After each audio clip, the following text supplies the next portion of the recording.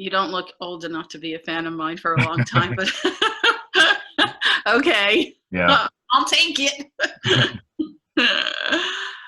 So So you started, weren't you originally supposed to be a dancer? yes, I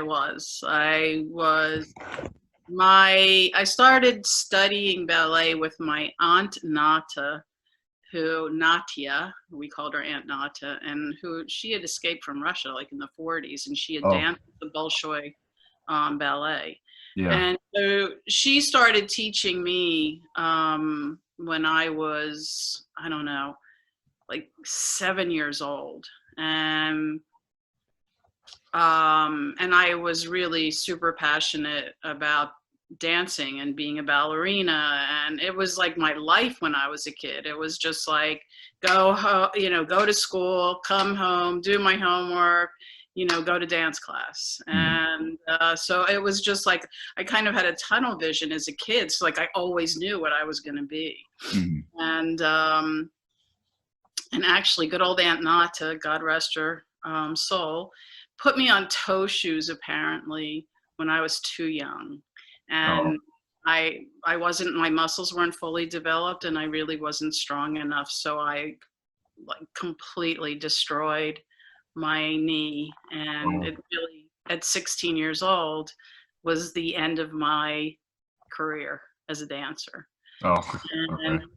yeah, and it was devastating because, at a time that most 16-year-olds don't even really have an idea what they're going to do with their life. Right. I was crushed. It was like all of a sudden I'm 16 years old. I've been just like had tunnel vision, and it's like I knew where I was going, and then all of a sudden I couldn't do it anymore. Mhm. And um, so that's kind of what happened. Uh, and it's around the time that I made the decision to, what am I going to do? Right. Felt like I had to do something because I'd always had a purpose. I'd always been driven towards something. So I couldn't just like lay back and just be 16. Right. You know, I had to figure out what it was that I was going to do. And as a creative, and an artist that had to channel my energy into something, or else it was gonna get crazy. um that's kind of when I decided to become an actor. So did you go to school for it? Yeah, I studied with a bunch of different people. And I you know I went in and out. So what happened to me is I went to school, and I graduated when I was really young. So I wasn't even 17 when I graduated high school. Mhm. And so I had applied for deferred enrollment to the school of choice, which hates me. So I'm going to leave them out of this. And, and because I wasn't quite ready, I just didn't Yeah. feel like I was ready yet to go to college. And I wanted to, I don't, I mean, I was really a free spirit when I was younger, even though I had kind of this like drive and ambition. I was a free spirit, and I wasn't ready. I went to an experimental high school in Philadelphia. It was called the School Without Walls. It was the Parkway program. And so I had been given a lot of independence as a high school kid, and, didn't feel like I was quite ready to lose that. So and I had friends who were older than I was, and I had a best friend, and she said to me, why don't you come? I'm moving to Colorado. Why don't you just meet me there? And so I took off, and I got on a plane, and I went to Colorado, and I lived there for a while, and we hitchhiked to California. I did some crazy shit when I was younger. Mhm. Um, and I moved, and then so I hitchhiked to California, stayed there for a while, went back to Colorado, and then I ended up going back to Philadelphia, and decided that I'd go back to school. And when I did, I became really disillusioned. And I became disillusioned with, the idea of becoming an actor, the idea of going after a profession that seemed so sort of, everybody was really super fake. And I couldn't make any connections, right? I just wasn't connecting with people. And I just thought, this is, maybe this is just all wrong and I have to rethink this. And so I decided I was going to go out and get a job and do something, that was less about me, and so I decided I was going to become a nurse. Oh. This is all, and by the way, this has all happened before I even turned 18. Wow. Yeah. So I went to work at a place called Shriners Hospital for Crippled Children in Northeast Philadelphia. Decided to take a course in, what is it, an LPN? I can't remember the name of it, but anyway, so I started taking this course. I was like, I don't think this is really going to work out for me. And then I went in, they took me into a surgery and the scalpel went into the skin. Like I think it hit it right there and I passed out. Like out. Yeah. On the ground, like done. And so, yeah, that was the end of that. That was the end of that career. So that's when I decided to go back to acting.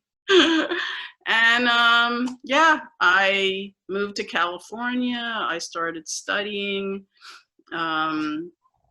studied with Joanne Barron from the Neighborhood Playhouse. And that's sort of the Bill Esper method. I studied with Sandra Seacat,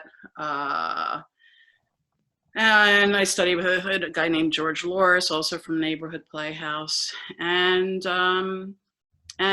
I got lucky and started getting jobs, little jobs here and there, but I was able to sustain myself. And I worked as, a cocktail waitress. I worked as, I don't know if you ever saw like the people who go around and sell flowers in restaurants. Oh, yeah. Like embarrass the shit out of you. I have a guy with my dog, hold on one second. My dog is scratching to get in. Hold on. And yeah, and that's kind of like where it all started. Did you, were you in classes with any other actors that became, bigger in the? Yeah. Yeah, quite a few actually. Yeah, it's funny. I'm like, do you want me to name people? No, I don't. Oh, was anybody that Patrick Dempsey? Oh, yeah. I'm trying to think. I'm trying to remember some of the people that were. There's so many people in that class. I feel bad because I'm just not going to remember. Was it anybody that you immediately starred in Hollywood Nights with? No. Oh, no. okay. No. Yeah, that Hollywood Nights, that was incredible because it's amazing. I think I may have been the only person who didn't come out of that incredibly famous. It's just like, that was everybody's first. I had done a couple of films before that, but they were like AFI films. I did 2 or 3 AFI films. And that's the American Film Institute. But Hollywood Nights was my first like Hollywood movie. So what was the, do you remember like the audition process for that, or was it really not much of anything? It really wasn't much of anything, really. I don't even know if I read. I met with this just wasn't the way Floyd worked. Floyd Mutrux was the director on that movie, Mm-hmm. and we spent a lot of time together. I met him. I must have met him, 4 or 5 times, Okay. where we talked about it and talked about the character and talked about the movie. I mean, he was great. He was really very clever and talented, and I don't know what happened to him either, but it was a great experience, to have for my first movie, and to work with so many great people, and it was like, I did another film like this too. We're just kind of like going to camp, to summer camp. It's just everybody's together all the time, so there was very few sort of scenes where there weren't a bunch of people in them. So Did you get along with or did you interact much with like Michelle Pfeiffer and Tony Danza? yeah, actually Tony and I became really good friends. Oh. Michelle a little less. She was really sweet. But yeah, Robert Wall, Mm-hmm. Roberta Wallach, who played my best friend, she was awesome. She's the daughter of I'm gonna blank on all these. Oh my gosh, really famous. The Wallachs, Eli Wallach. Yeah. Yeah. Okay. Yeah. And she was hilarious, and she was a ton of fun. We had a really good time. It was just a really fun film to work on. In fact, James LeGros. Yep. I actually thought he was going to get just one of the guys. He tested for that. Oh. For Clayton's role. I thought he was going to get it, but it ended up being Clayton, who was amazing. But yeah, James LeGros. I'm sure who else was it? It was one of Fran Drescher's first movies too. Yeah, and Fran and I have done a bunch of things together. So she's great. I love her. Hilarious. We had a lot. It was just fun. It was a really fun, great experience. Floyd's really easy to work with, and he gave you, a lot of it was improv. So it just wasn't on the paper. So for that to be one of my first experiences, to be able to,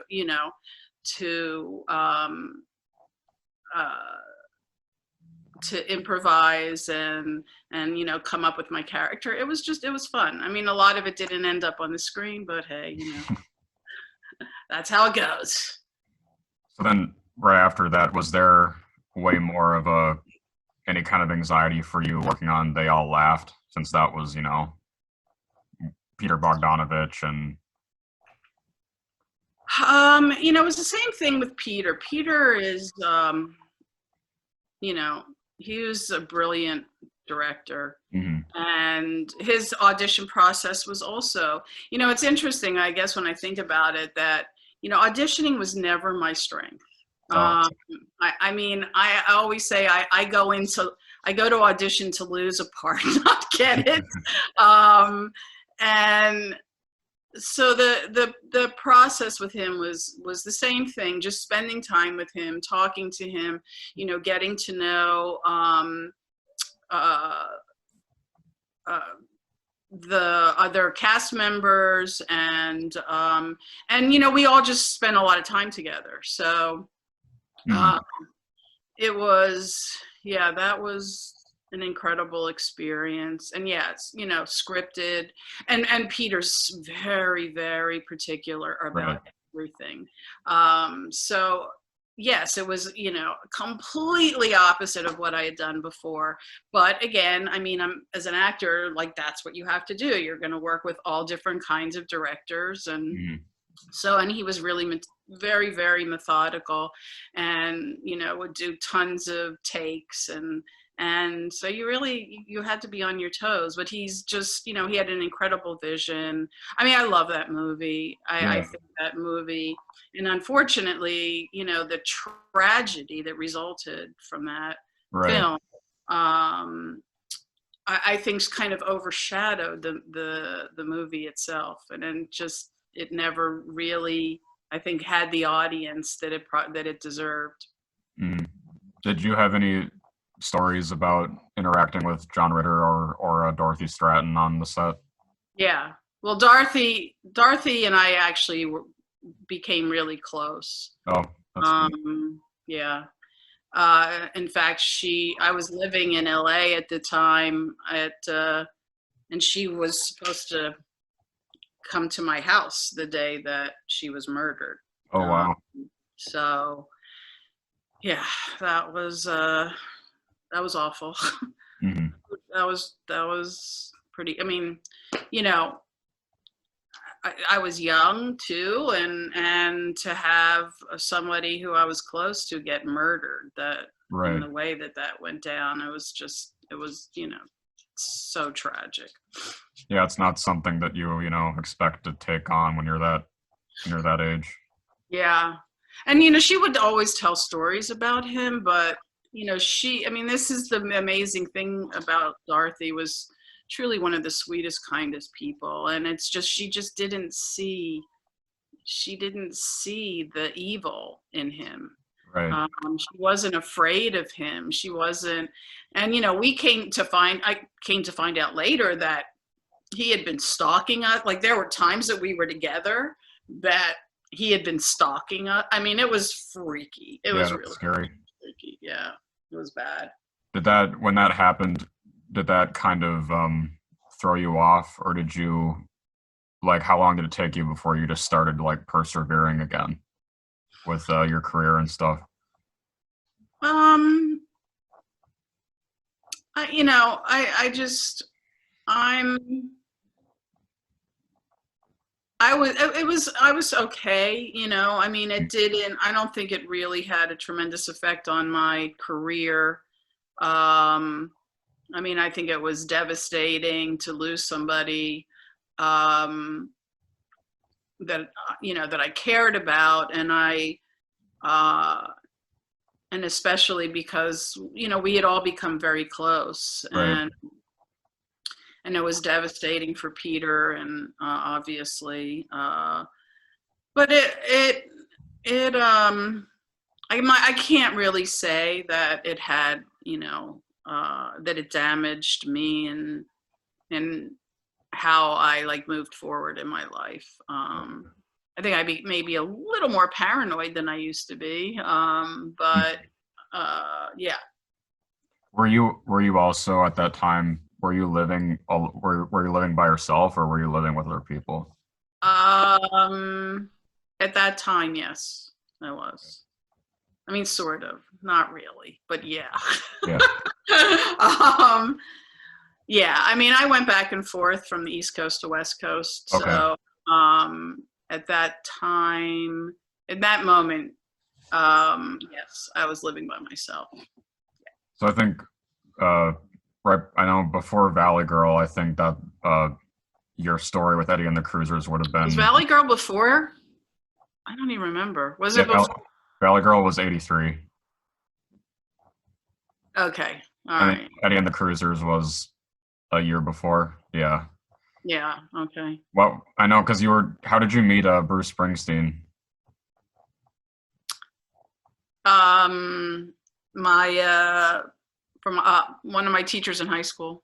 Really? Um, Oh. yeah. I think I had mentioned that I went to a progressive high school, Hmm. and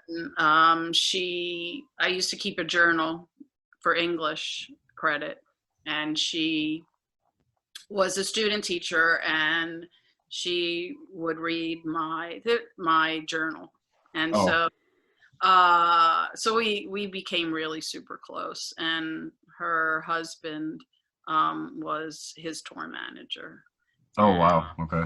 so when I was in LA, um, they were there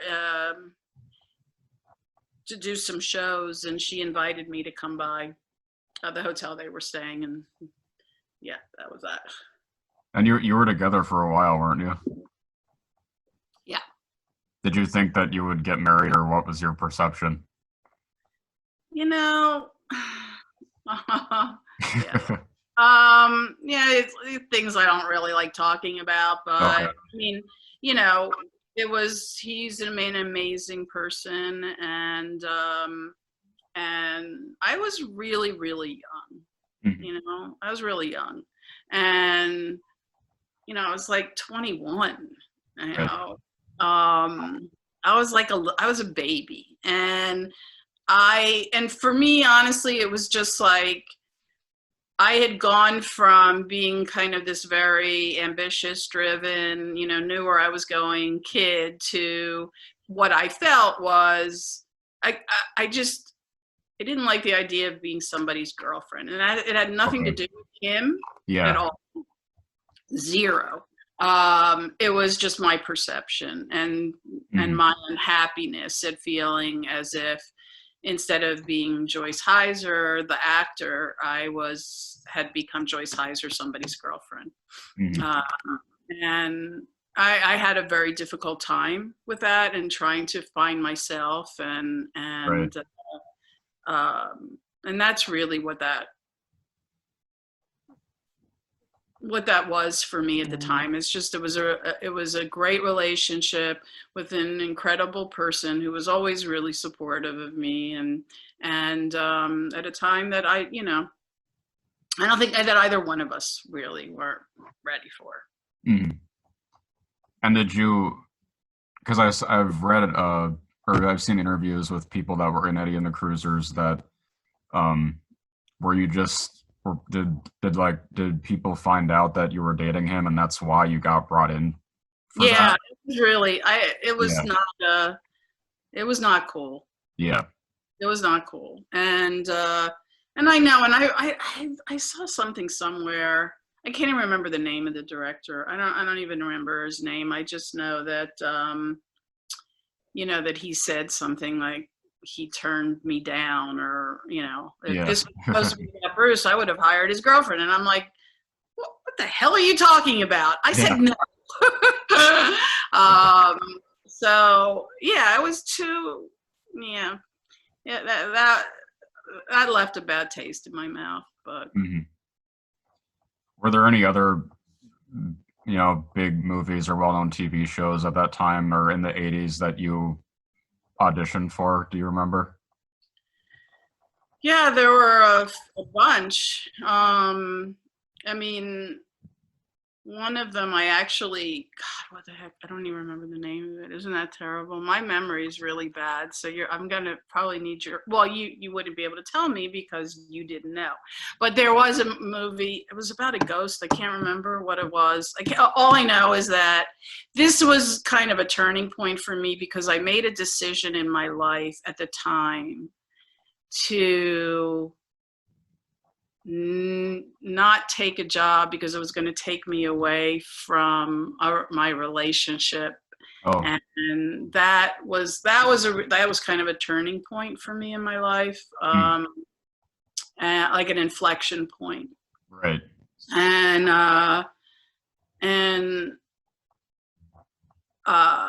so yeah, there I mean, I can't even remember some of the movies. See, here's something else that happened. I was a little bit older when I did Just One of the Guys. Mhm. Wasn't in high school anymore. And what ended up happening is that I started getting offers for more high school movies. Right. Yeah. Or high school aged people. And it's just like, and I mean, only because of the way I think the film was cast that anybody even believed that I was in high school. But yeah, so, I mean, it was just like this really weird transition period after Just One of the Guys where the movie got a lot of attention. I got a lot of attention. Right. And I was nominated for the Youth and Film Award. And I had to let them know. I was nominated for Best Actress for the Youth and Film Awards. Mhm. And I had to let them know that I couldn't accept it. because you had to be under 18, and I Yeah. wasn't. I was over 18. So yeah, that was kind of devastating. But yeah, so I started. I mean, so there was like a really weird transition period after just one of the guys that I just kept falling through the cracks, right? Like I was Mhm. known for being younger than I was. And so Yeah. I was having a hard time getting in for movies that were age appropriate for me. And, you know, and I, I sort of saw myself I mean, how do I say this? I perceived myself at a level that I had not really achieved yet. Right. And that's me being really super honest. Mhm. And, I made a tremendous amount of mistakes in my career and turning things down and saying no that I really had no right to do. So, Mhm. I mean, I had a right, obviously, it was a choice, but Mhm. again, I think it was more about my perception of where I thought I was and really where I was. So, Very. so when you said that, did you have like an opportunity to be in, all the different John Hughes movies? John Hughes films. No, I never auditioned for a John Hughes film. Okay. Um, I had a lot of friends in them, but yeah, I never auditioned for one. Or And anything. those were all around the same time, right? I think Right. it, yeah. Yeah. Or Uh, anything. like Or what? anything by like Brian De Palma or Spielberg or. Yeah. Well, yes, okay, you're gonna have to help me. Body Double? Yep. What year was Body Double? 84. Was it Body Double? Yeah, I auditioned for that. I auditioned for I thought came really close to even getting Tootsie. Oh, Uh, yeah. yeah, that was a big, yeah. Yeah. When Hal Ashby was directing it. Mhm. Yeah, I had I went awfully far in that, and then Hal got I think he got fired from the job, and then Sidney Pollack came in. And Were you supposed to be Jessica Lange's part? no, Oh, Terry, yeah. sure. Okay. Yeah, I think I definitely could have seen you in that.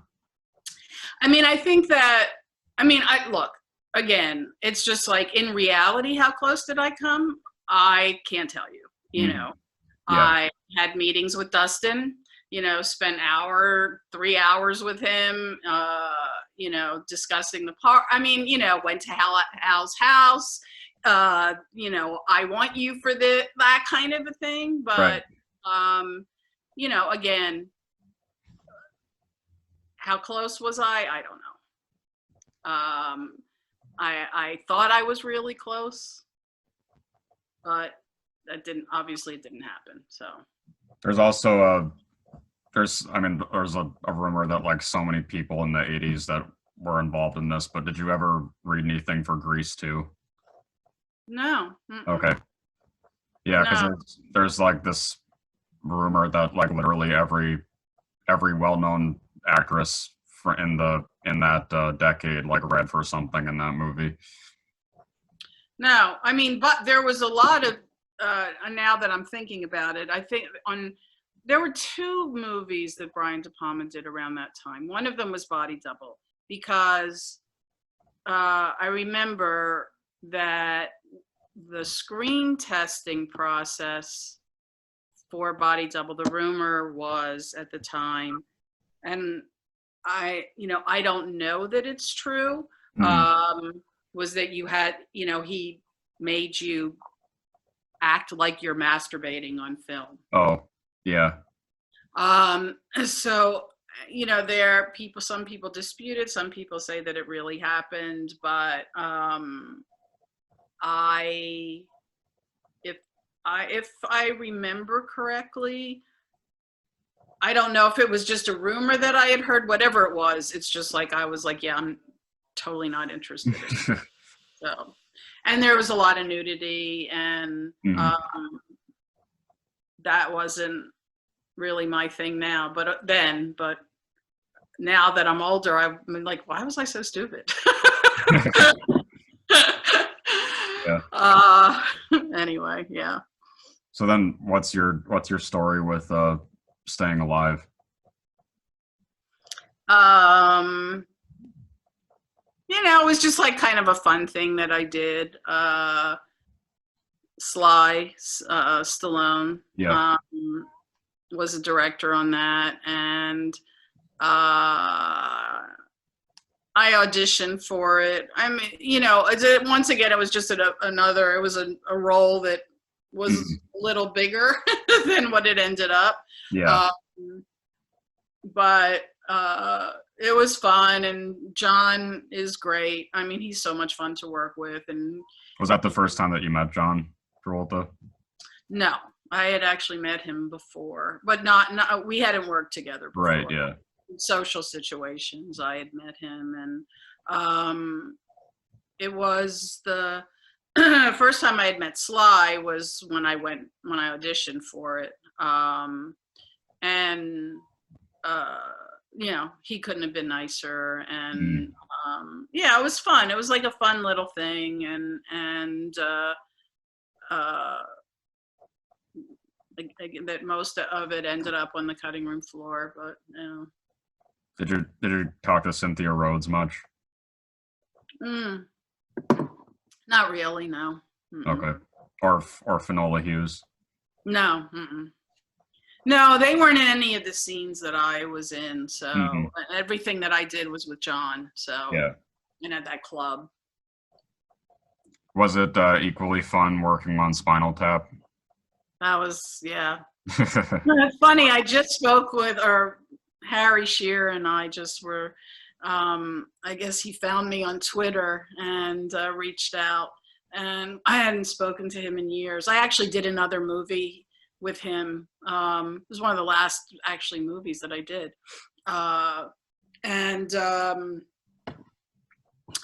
Yeah, it was great. I had, you know, talk about really ending up on the cutting room floor, but, you know, apparently that they shot some like insane amount of film, like, you know, 75 or 78 hours worth of film. And there was so much more.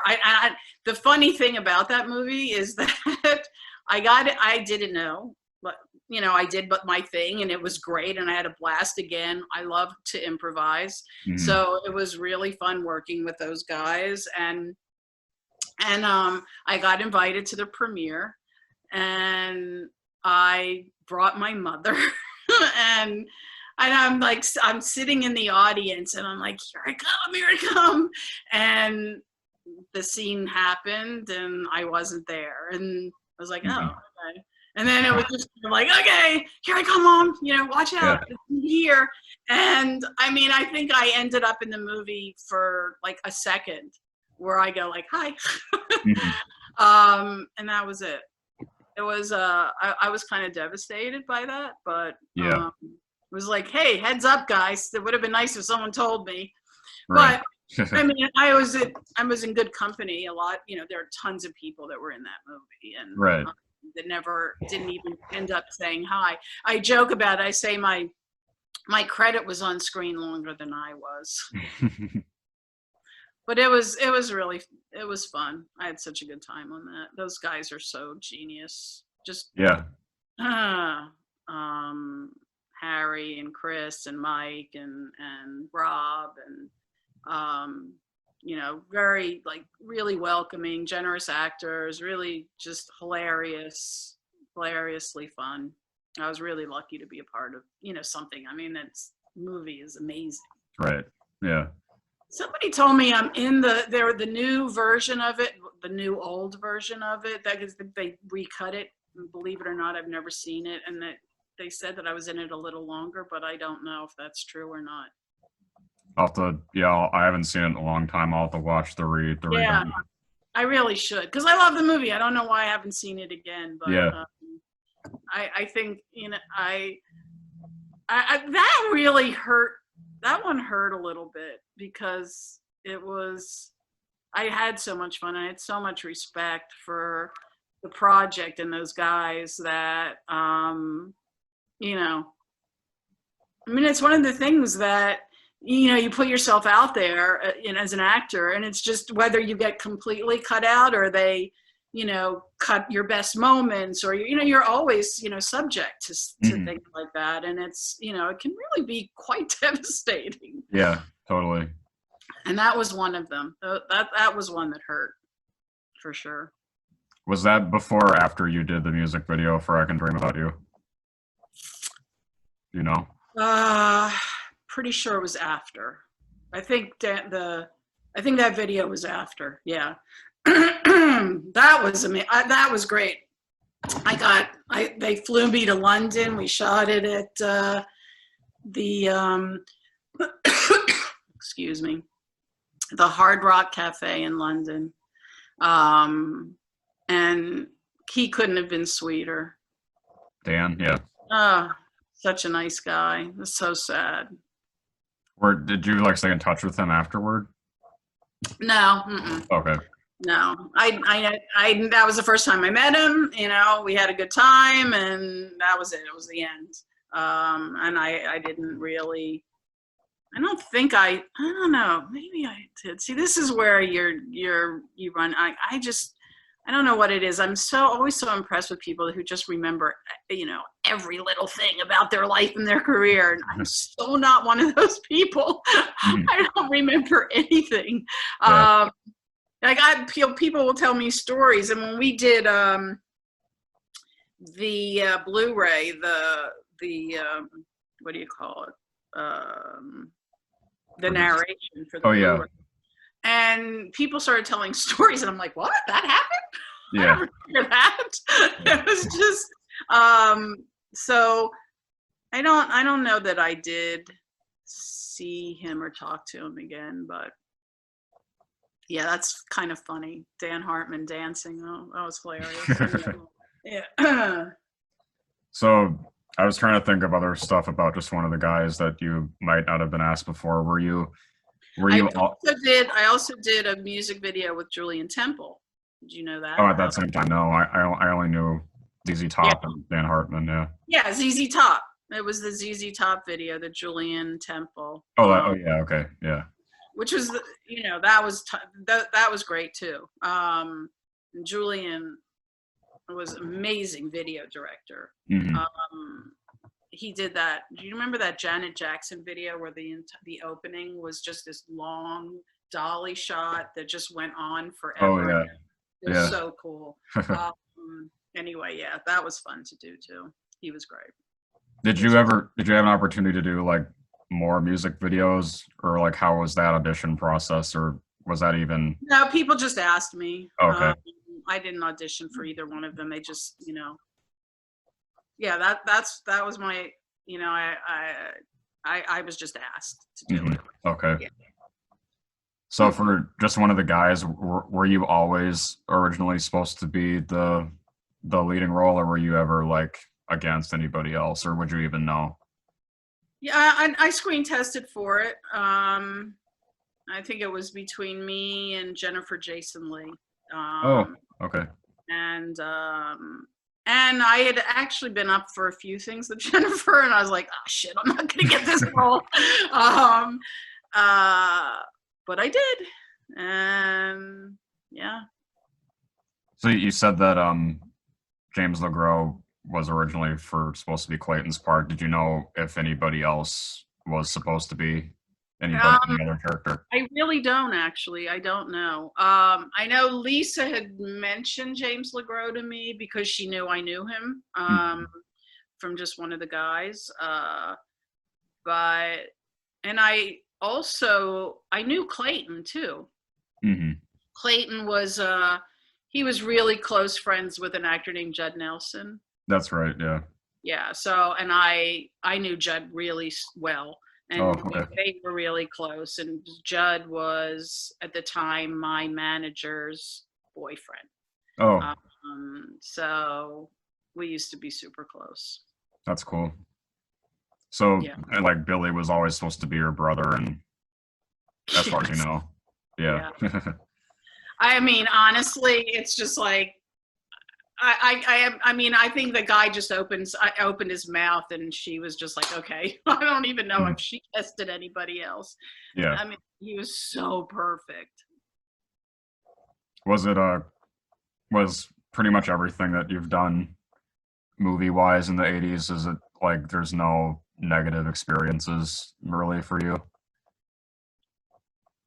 Uh, It sounds no, pretty positive. yeah, I did. I mean, honestly, the it's just my career's just been I've had nothing but positive work experiences. That's I mean, good. just one of the guys in the very beginning, there was some issues that thank God Lisa took care of right away. There was the original cinematographer was, I mean, he was just a chauvinist, Oh, and you yeah. know, just unbelievable. I mean, I would literally be doing close-ups, and he would just be chatting away with, his camera assist. I mean, it was mind-boggling, and he would argue with her constantly. And so I think after the first, I don't even know if we got through a whole week with him, Oh, because I mean, I know I was just like, I right. couldn't. It was bad, but then we finally got somebody really good. And but I mean, I honestly think that was maybe like the worst thing that happened. I had a weird, like, kind of strange situation with one of the directors on LA Law, but Oh, yeah. and this is going back to what you said a little bit ago about nudity. Was there ever any, nervousness about the little scene and just one of the guys, or were you always comfortable with that? Are you kidding? Hell no. um, yeah, I just I don't know. I mean, it's interesting because it's no so like puritanical. Like I don't know what it was. I just had a thing about. I did just and maybe it had something to do with sort of that thing about just like Terry didn't want to be seen just Right. as because of what she looked like. Yeah. I think I had a little bit of that in me, and so I really pushed back against anything that was given to me that required a lot of nudity, Hmm. and I had a no nudity clause in my contracts. Oh, Um, and I've talked about this a lot, but I went in, and Lisa said, I know you have this, but I would really, I'd really would like to do it this way. And I was like, no, not going to do it. hmm. And I said, she's like, okay, how about if we shoot it both ways, and I will promise you, you will make the decision. Hmm. So I agreed to do that. And going into it, Chris, I'm telling you, it was just like, no way am I going to do that. Yeah.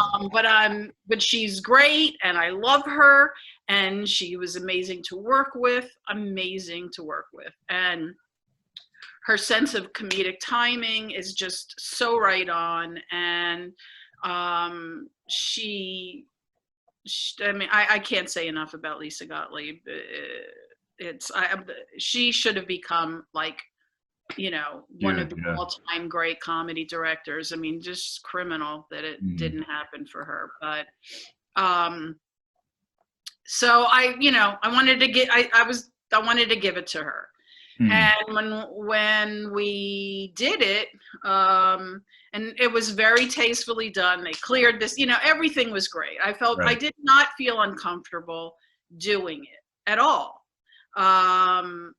And when I sat down to watch it, it was just, it just was so clear to me that Right. it's the way it had to be. And the impact of those boobs was just, it kind of was, I couldn't say no. I couldn't. I wanted to desperately say no, Right. but I didn't. And now, mind you, it was 1985, and we didn't even have freeze frame on our remote controls yet. Mm-hmm.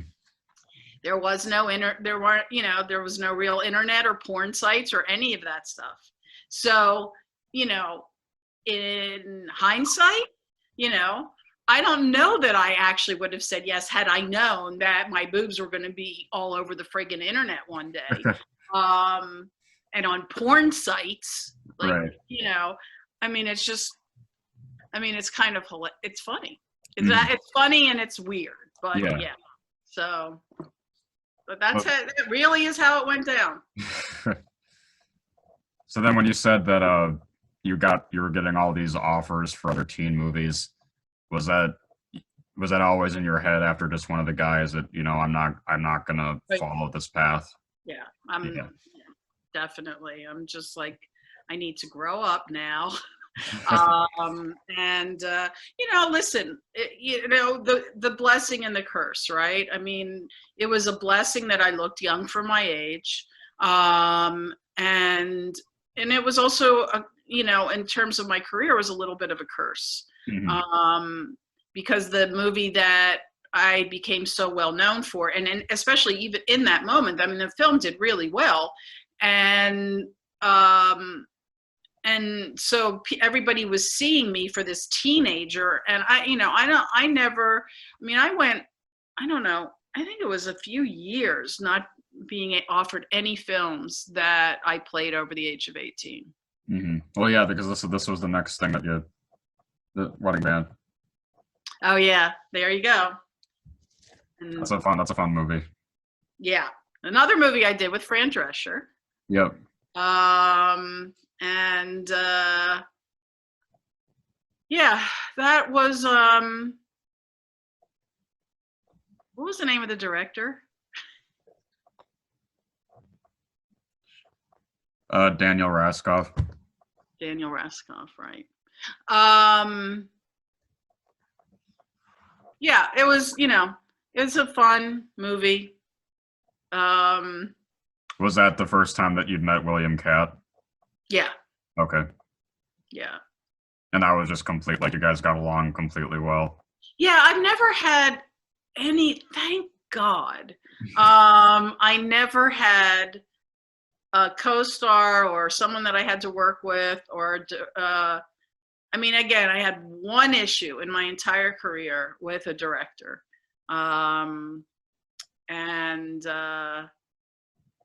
It was,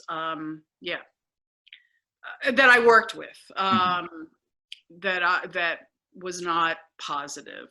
Yeah. Or actor, or, co-star, whatever. It's just like, I've never had any issues. I've never not had a hard time getting along with anybody. So, I had a situation, in a film that I did with a production. I think it was the production manager, maybe. I don't know.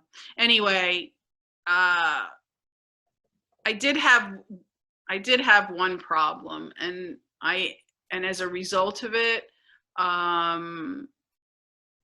it sort of got out into the world that through this person that I was difficult to work with, but the difficulty was in that I wouldn't sleep with him. Oh, yeah. And that was really heartbreaking for me, because most directors that I've worked with again. I've done something else with them. I don't think that there's any director or producers that would tell you that, I wasn't easy and fun to work with. Right. But after this situation, it was kind of out there. I remember my agent telling me that, she had tried to get me in for something, and she said that, we were told she was very hard to work with, and then found out that it was because of this Right. person. So Was that later on in your like in the 80s? no, it was actually right around that same time. Okay. Yeah. So many years have gone by. I don't, there's no reason to say what it is or who it was or anything like that. It definitely was, it's sad and tough because I had to fight that for a while. Right. I had to fight it for a while, and that's, one of the things in this business. It's really kind of gross, is that can happen. And I know other people that it's happened to, and women, I am not I'm not shy. Right. I'm not, if I feel passionately about something, I'm not going to keep my mouth shut.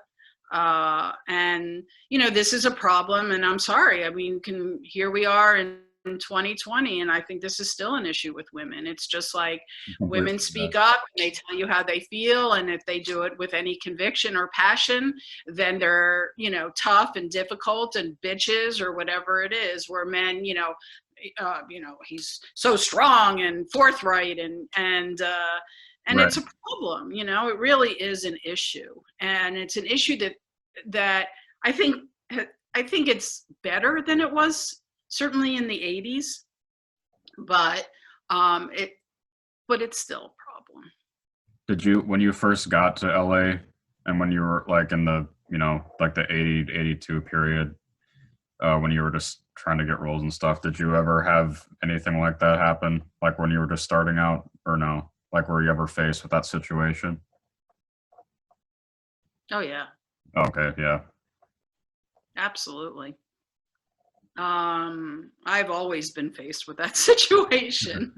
I'm, like I said, I take responsibility for the mistakes that I made in my career. Mm-hmm. But there's also another side of it, which is that,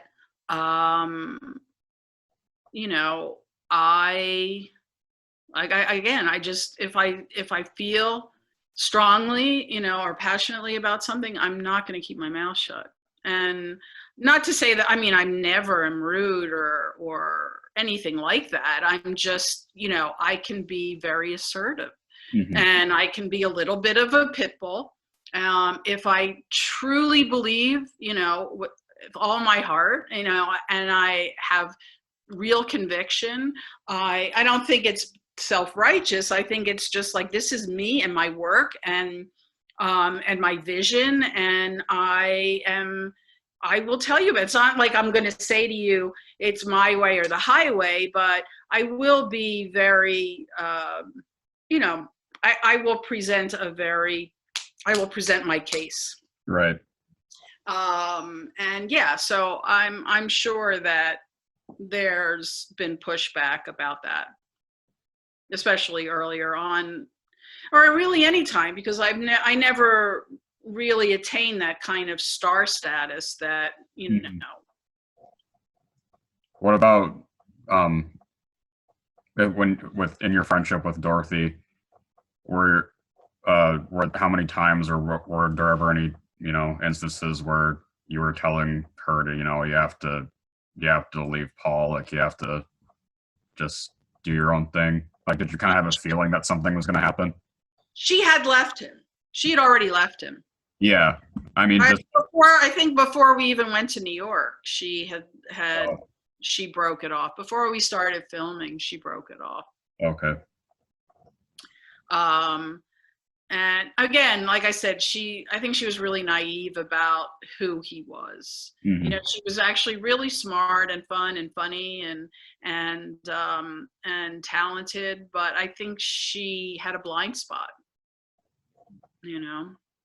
Did you speak to her the day that it happened?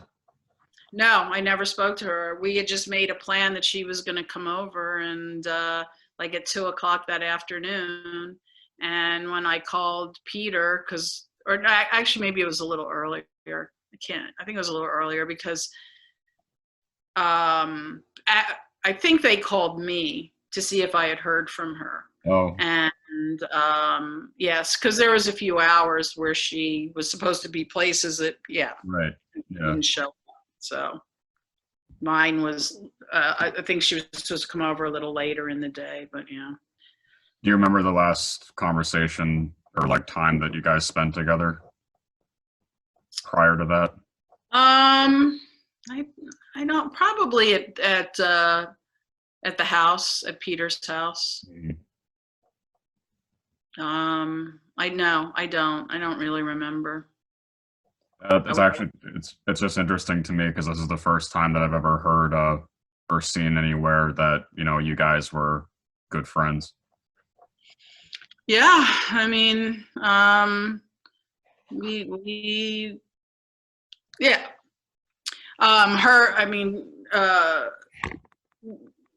Colleen Camp, who's also in the movie, Mhm. Dorothy, me, I'm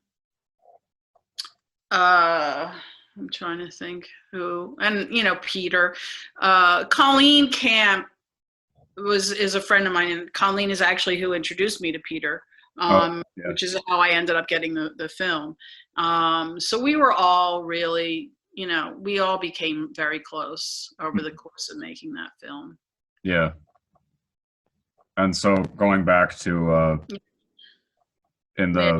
going into the 90s, was it kind of your decision to go more into TV roles? Yes, but only because I thought it was the only way I was gonna get older. And that's what I was getting offered some roles. I turned down some TV stuff prior to me starting to do television. I said no to a few things, big mistake. So yeah. So was your experience on like The Flash and LA Law, was that mostly positive too? It was incredible. Yeah. It was incredible. Well, I started on LA Law. I had actually auditioned, and I think I screen tested for a show called Studio 5B or Studio 5A or something like that. And the creator and producer of that show, she wanted me. And I don't remember who it was. I don't remember the network, but the network didn't. The network wanted somebody else. They had a huge fight, and she quit her own show. Oh, wow. And she went to LA Law as a writer producer, and one of the first things she did when she was there was write this character for me. Oh, yeah. So Judith Parker, God bless her. And so she wrote this part, and it was a recurring role. I think it was only supposed to be 3 shows. And I was playing a video director who was shooting a video for Corbin Burnson's character. And everything went so well, they decided to keep me on. And then they wrote this whole kind of through line and love story with Jimmy Smits. Right. And I know you were on The Flash for more than like a couple episodes. I think it was 3. Yeah, same thing. Yeah. I went in and auditioned for Danny Bilson and Paul, who were, and they were so great. And I did, I was supposed to do something at once, so I'm just letting them know I'm going a little longer. I auditioned for Danny and Paul DeMeo, who has passed away a couple years ago.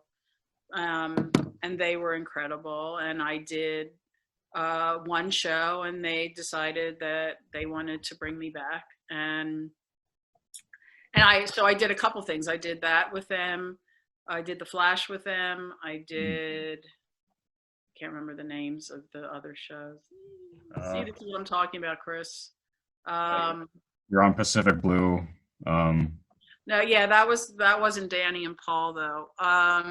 There was Anyway, they did two other shows that I also did. Okay. Well, because I was about to ask. I know you were on Murder She Wrote and Yeah, Melrose Place. And it's kind of a funny story. I was home. I don't know. I was homesick a few years ago, and I was like trying to find something to watch on TV, and I'm flipping through the channels, and I'm looking at this, this woman and I'm going, God, she looks so familiar. The voice is so familiar. I mean, it literally took me this long. I was like, who is that? She looks so familiar. I know that voice. Yeah. It was me in Murder, She Wrote. Yeah. It was like a TV link. I don't know, one of those channels that I was going through, and I literally did not recognize myself. That's great. Yeah. So then, I know one of the last things you did was CSI. Were you asked to do that? Yeah. Well, it's funny. That kind of ended. That was pretty much the end of my. Okay, wait. So hold on. No. So you're talking about the CSI that I was in. Yeah, in 2011. Yeah. Right. So that was Martha Coolidge. Martha Coolidge, who directed Valley Girl. Yeah. Okay. So she had asked me, because it was kind of that gender bending, the woman dressed up as a man thing. Mm-hmm. So she thought it would be funny and fun if I would do it. So she asked me to do it. What's interesting about that being one of the last things I did was that it was a CSI audition when I quit acting. Oh. And yeah, it's actually, I was told, my agent called me and they're like, they've asked for you to come in for this role on CSI. And I had never auditioned for it. And I had never auditioned for a CSI before.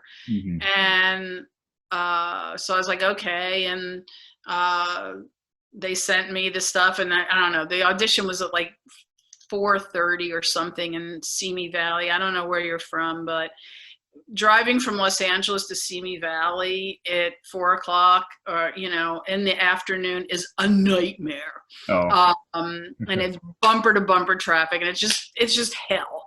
Yeah. So I drive all the way out there, and mind you, they asked for me. Mm-hmm. So I get there. It's now an hour. I'm still waiting to go in. Mm-hmm. It's like a huge cattle call. And I'm like, this is it, 90 minutes. And I don't know why I stayed, but I did. Most of the time I'll leave because it's so upsetting. The audition process sometimes is hell. Mm-hmm. And it seems incredibly disrespectful of people's time. And what ended up happening is they kept me waiting for 90 minutes. I stayed. I was so resentful. Mm-hmm. And I walk into this, and it's like this giant, almost like an airport hangar. It was like a big giant studio. Yeah. And there's like, I don't know.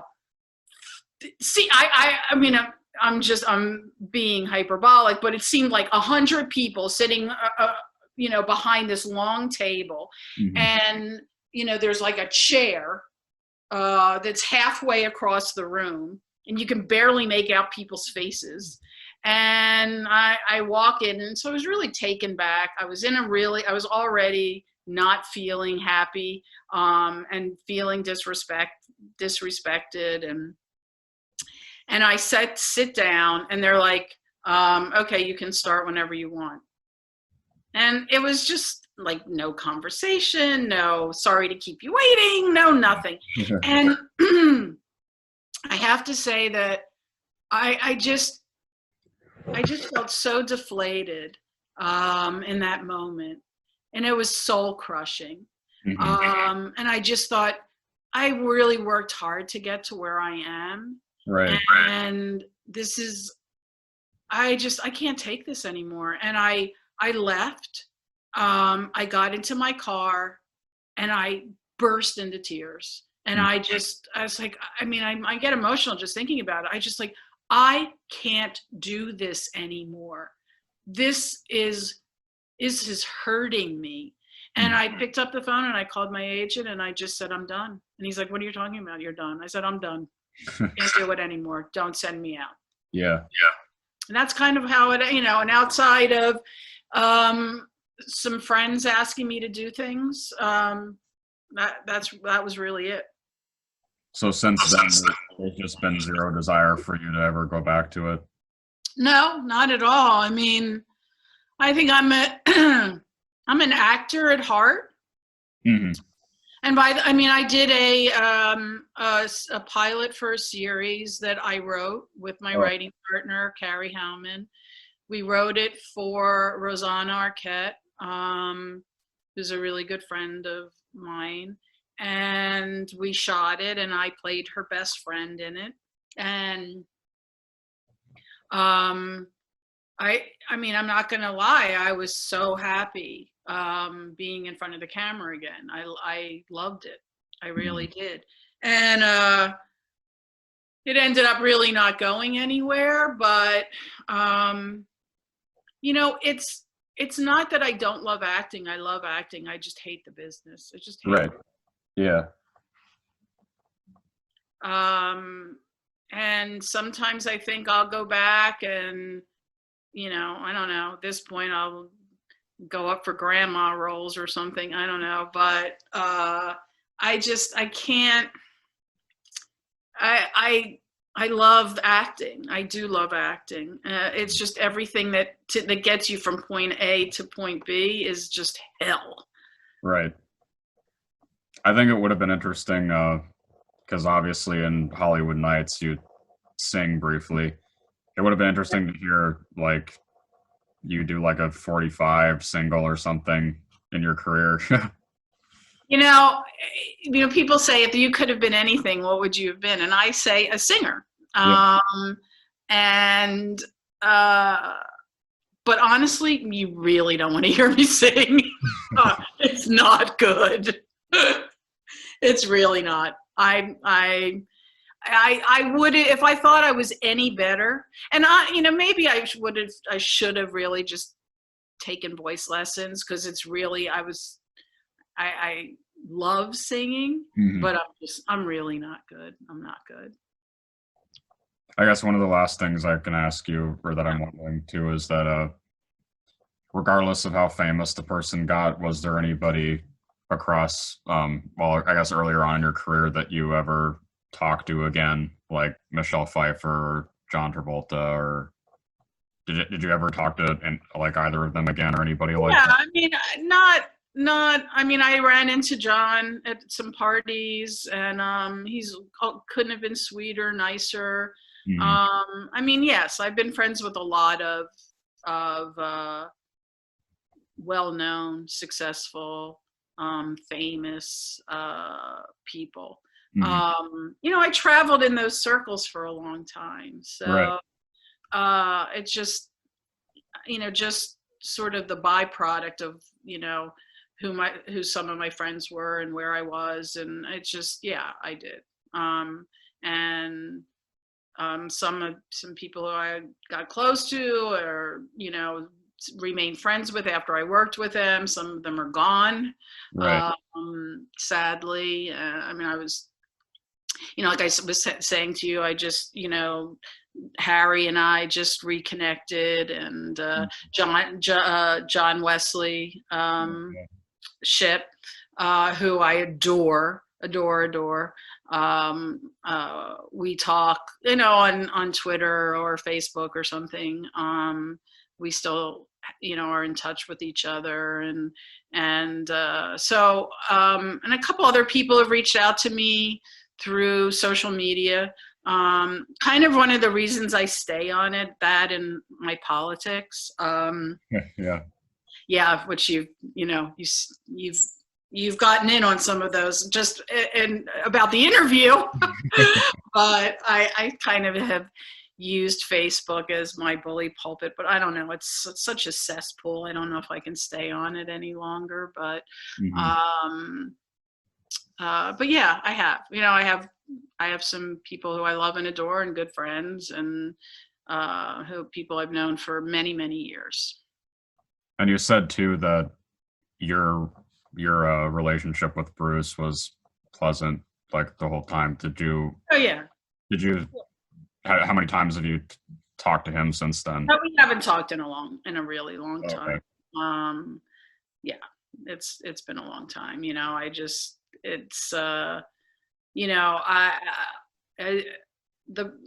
I don't know. I can't tell you anything. I don't know anything about. I don't know who he is anymore. I don't, that person that I was with, when I was really young and he was young too. And it's just, Right. That it's, I'm very, very close with his sister. She's one of my very best friends. Oh, yeah.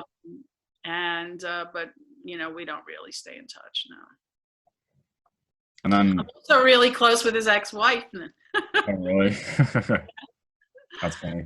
Yeah, she's one of my best friends too. She's amazing. I guess I can end it with what do you like looking back on your roles? What do you want your legacy to be when people like watch your movies? I hope I would like people to recognize me as somebody who was talented and and God, what a shame that what a shame that we didn't get to see any more of her. She was really good. Yeah, it makes me sad sometimes because I do think that, I would never say I was a great actor. I think you have to work a lot to become like a great actor. I think I was really good. I think I had a good range I think I was really good at comedy and drama alike. I think I'm very real. I'm proud of the work that I did. I don't know. I'm not going to say that it's over, that I'll never do it again.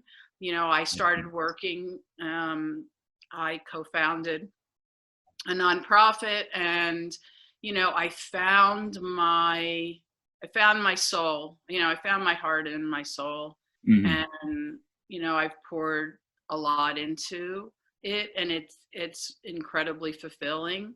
I don't get paid for the work that I do. I do it because it makes me feel, like I say, people will say things like, God, you're so selfless. I think that you're doing this. And it's like, I say, no, actually, I get so much out of it. I love it. It's creative. It's so many things. And so it's really fulfilling. But there's still that thing in me that wants to get in front of a camera. Yeah, that's great to hear. Yeah. So we'll see. Yeah, thank you for doing this. I'm glad that we finally got to talk. Yeah, me too. I'm sorry. It could be such a flake. It's funny because I'm thinking of how many people saw me answering you on Facebook.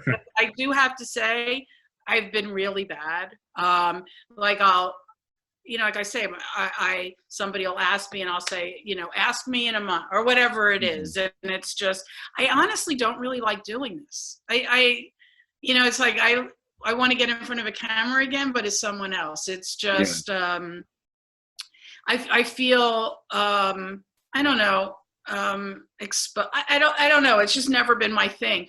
Doing interviews has never been my thing. I'm not really good at speaking in sound bites, and it's just never been a strong point. It's really hard for me sometimes to articulate, and I do have this lapse between my brain and my mouth, and it's just, and it can be really super frustrating sometimes. So I don't really love doing it. But it's just, you caught me at a good moment. And even though it took a while, I'm happy that I did it. You're incredibly sweet and kind, Oh, thank you. and thank you. Yeah, once I saw that there was only, you know, one little interview with you virtually on YouTube and nowhere else on the internet, I was like, there's a lot of people that I know would want to hear your story. Well, I hope so, and I hope that they'll get something out of it and enjoy it, and you know.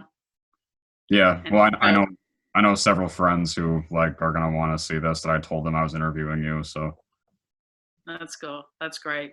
yeah, well, thank you.